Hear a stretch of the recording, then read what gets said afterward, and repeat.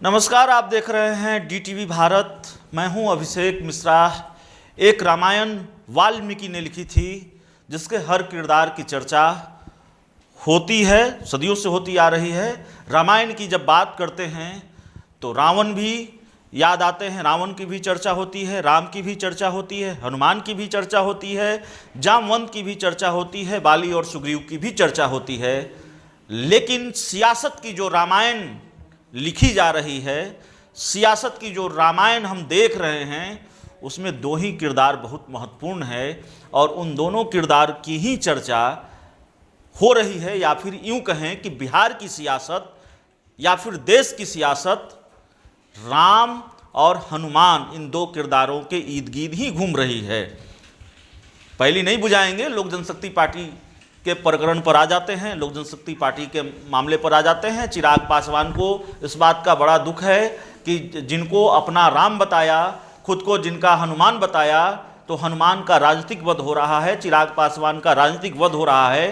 राम चुप हैं, पीएम मोदी चुप हैं और चिराग पासवान यह भी कह चुके हैं एक इंटरव्यू में कि मुझे भी कभी कभी लगता है कि ये एक तरफा प्यार ही तो नहीं था। इस पूरे मामले पर बात करेंगे। हमारे साथ लोक जनशक्ति पार्टी के प्रवक्ता हैं कृष्ण कुमार कल्लू, चिराग पासवान के करीबी सिपा सालारों में से एक हैं और पार्टी के फायर ब्रांड नेता माने जाते हैं, फायर ब्रांड प्रवक्ता माने जाते हैं। कल्लू जी, राम चुप हैं, हनुमान की राजनीतिक हत्या हो रही है, राजनीतिक वध हो रहा है। यह सवाल आपसे इसलिए है, यह इंटरव्यू आपसे इसलिए है क्योंकि चिराग पासवान का ताजा बयान आया है।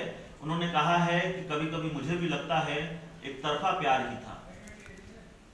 भारतीय जनता पार्टी और एनडीए के साथ गठबंधन 2014 में चिराग पासवान जी ने किया और हर स्थिति में, चाहे स्थिति वो अच्छी हो या बुरी हो, उस वक्त अपने राम के लिए हनुमान सदैव खड़ा रहे।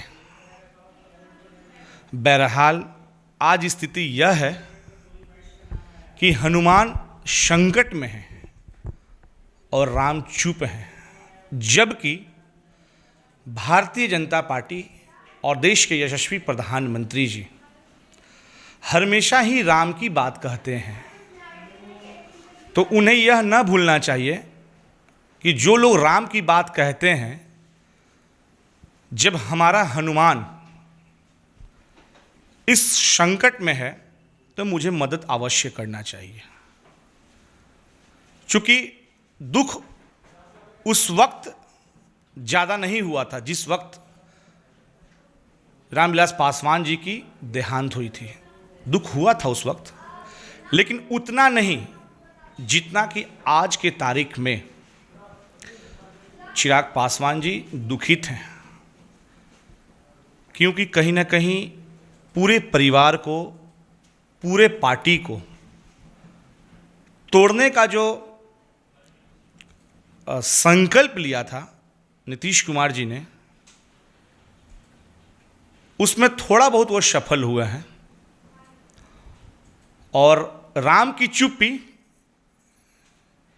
ये अच्छी नहीं दिखती। आप ये कह रहे हैं कि राम की राजनीति करने वाले प्रधानमंत्री नरेंद्र मोदी को, राम की राजनीति करने वाले बीजेपी को राम बनना चाहिए और अपने अंदर के राम को जगाना चाहिए, या फिर और हनुमान के राजनीतिक वध को राम नहीं देख सकते। उस युग में भी जब ये रामायण की पूरी कहानी हुई थी, ये पूरा रामायण हुआ था, और इस युग में भी, कलयुग में भी राम को हनुमान का राजनीतिक वध नहीं देखना चाहिए। अगर आप राम की राजनीति करते हैं तो आपके अंदर राम होना चाहिए, आपको राम बनना चाहिए। नहीं, बिल्कुल। और जिस तरीके से लोक जनशक्ति पार्टी के राष्ट्रीय अध्यक्ष आदरणीय चिराग पासवान जी इस विकट परिस्थिति से गुजर रहे हैं, उन्होंने तो स्पष्ट कह दिया कि इस स्थिति में हमारा परिवार हमको छोड़ दिया और हमारे लिए बिहार की आवाम खड़ी है। तो प्रधानमंत्री जी, बिहार की आवाम के साथ साथ आप हनुमान के जो राम कहे जाते हैं, आप भी खड़े हैं, लेकिन मुंह चुप क्यों रखे हैं? मुंह को खोलिए और अपने हनुमान की बद होते हुए आप इन आंखों से कैसे देख सकते हैं? अभी तो आपकी जरूरत है कि अपने हनुमान को बचाएं, उनके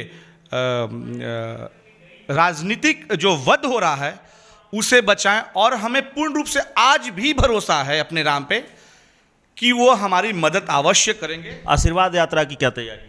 देखिए, आशीर्वाद यात्रा की तैयारी बहुत ही अच्छी है। स्वर्गीय रामविलास पासवान जी की जो कर्मभूमि है हाजीपुर, वहाँ से हम लोगों का बहुत ही सोशल डिस्टेंसिंग के साथ कोरोना को देखते हुए हजारों हजार की संख्या में हम लोग आशीर्वाद यात्रा निकालेंगे। उसके लिए पूरे बिहार को तोरण द्वार, होर्डिंग, बैनर से सजाने की तैयारी कर रहे हैं। और जैसा कि कल 28 तारीख को हाजीपुर में एक बैठक बहुत ही महत्वपूर्ण रखी गई है, उससे पहले 2 दिन पहले भी एक बैठक की जा चुकी है और बहुत ही अच्छा वो सफल आशीर्वाद यात्रा होगा। लालू यादव से क्या बातचीत हुई चिराग पासवान की? देखिए, लालू यादव जी के साथ व्यक्तिगत संबंध स्वर्गीय रामविलास पासवान जी की पारिवारिक शुरू से ही बहुत अच्छी रही है।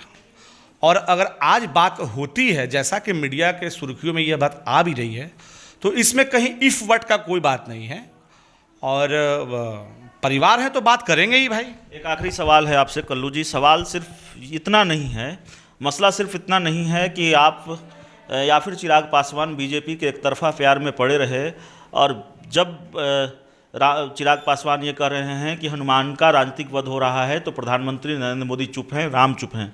दरअसल मसला यह भी है कि बीजेपी ने बहुत सधे अंदाज में आपको किनारे लगाया, एलजेपी को किनारे लगाया, ये आप भी समझ रहे हैं, और आपका इशारा भी उस ओर है, चिराग पासवान का इशारा भी उस ओर है। चिराग पासवान ने एक इंटरव्यू में कहा भी कि नीतीश कुमार ने न जाने पीएम मोदी के लिए क्या क्या किया और तमाम उनकी नीतियों का विरोध किया। आज वही नीतीश कुमार बीजेपी के लिए ठीक हो जाते हैं, अच्छे हो जाते हैं। और अगर चिराग पासवान का इशारा यह था कि अगर नीतीश कुमार और चिराग पासवान दोनों में से किसी एक को चुनना था तो बीजेपी ने नीतीश कुमार को चुन लिया। तो इस बात का भी दुख है। मसला यह है कि आप किनारे लगा दिए गए, और अब केंद्रीय मंत्रिमंडल में जेडीयू शामिल होने जा रही है, जेडीयू के मंत्री शायद होंगे, ऐसी खबर है। अभिषेक जी, आपके चैनल पे मैं स्पष्ट ये बताना चाहता हूँ और बता देना चाहता हूँ कि जनता दल यू जो भ्रम पाल रखी है कि मुझे और मेरी पार्टी के 2 या 3 मंत्री होंगे, चाहे वो ललन बाबू हों या आरसीपी सिंह जी हों, इन दोनों लोग आप स्पष्ट समझ लीजिए और सुन लीजिए कि आपकी बंडी, आपकी कुर्ता और आपकी कपड़ा सिलाई की सिलाई टेलर के यहाँ ही रह जाएगी, ये बाहर आपके घर तक नहीं पहुँचेगी। क्योंकि मंत्रिमंडल का जो विस्तार होने जा रहा है एनडीए जो भारतीय जनता पार्टी की ओर से जो की जा रही है, उसमें जनता दल यू को जगह नहीं मिलने जा रही है, स्पष्ट मैं बता देना चाहता हूँ। चलिए, बड़ी बात कह दी है कृष्ण कुमार कल्लू ने, लोक जनशक्ति पार्टी के प्रदेश प्रवक्ता हैं, कह रहे हैं जेडीयू को केंद्रीय मंत्रिमंडल में जगह नहीं मिलेगी। चिराग पासवान का जो दर्द है और लगातार जिस तरह से वो अपना दर्द बयां कर रहे हैं बीजेपी को लेकर, पीएम मोदी को लेकर, उससे जुड़े जो कुछ सवाल थे उस पर भी हमने बातचीत की है। तो इस पूरे इंटरव्यू में इतना ही। अगर आपने अब तक हमारे चैनल को सब्सक्राइब नहीं किया है तो कर लीजिए। अगर आप ये वीडियो फेसबुक पर देख रहे हैं तो हमारे फेसबुक पेज को भी फॉलो कीजिए, लाइक कीजिए।